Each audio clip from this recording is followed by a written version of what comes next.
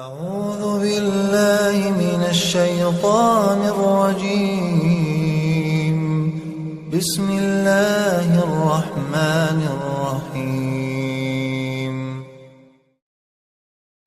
الحمد لله وكفى والسلام على عباده الذين اصطفى اما بعد۔ امام ترمذی رحمۃ اللہ علیہ نے حضرت ابو سعید رضی اللہ تعالیٰ عنہ سے اللہ کے رسول صلی اللہ تعالیٰ علیہ وسلم کا ارشاد نقل کیا ہے کہ ثلاث لا یفطرن الصائم الحجامۃ والقیء والاحتلام، کہ تین چیزیں ایسی ہیں جن سے روزہ نہیں ٹوٹتا۔ نمبر 1 پچنے لگوانے سے، وینیسیکشن، گندے خون کو نکال دیا جائے اور خاص مقامات پر جسم کے پوائنٹس ہوتے ہیں اس پر پچنے لگوا لیے جاتے ہیں۔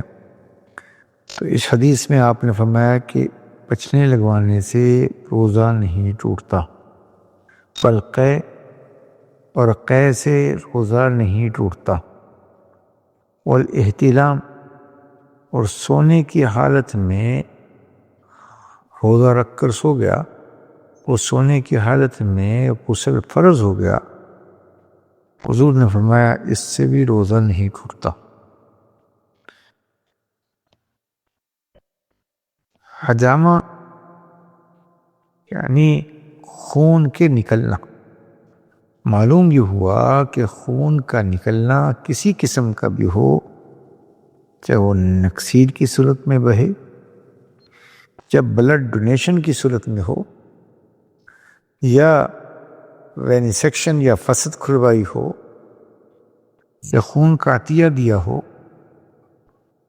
ان سب صورتوں میں روزہ نہیں ٹوٹے گا۔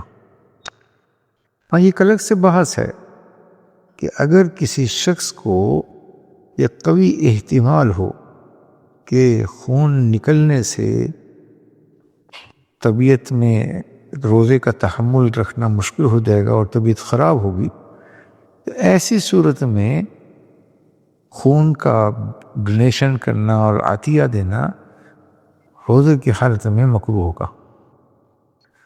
لیکن جہاں تک نفس روزہ کے عدم جواز کا تعلق یا روزے کے ٹوٹ جانے کا تعلق ہے، تو وہ اس حدیث میں صراحتاً بیان کر دیا، اس سے روزہ نہیں ٹوٹے گا۔ اور قے چاہے منہ بھر کر ہو یا حلق اس سے کم ہو، اس سے روزہ نہیں ٹوٹے گا۔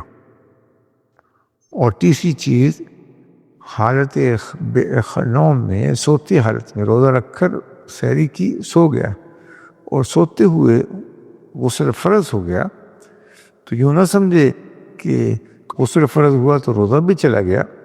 حضور نے فرمایا اس سے روزہ نہیں جاتا، روزہ نہیں ٹوٹتا۔ اللہ ہم سب سے راضی ہو، دین سیکھ کر عمل کرنے کی توفیق عطا فرمائے۔